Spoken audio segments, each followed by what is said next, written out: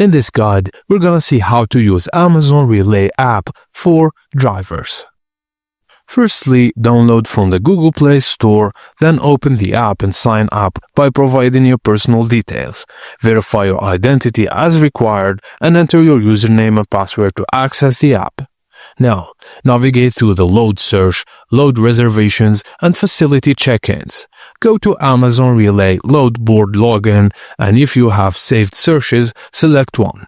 If not, enter preferred origin and destination, load type and trailer type, then filter for load status, price, and distance.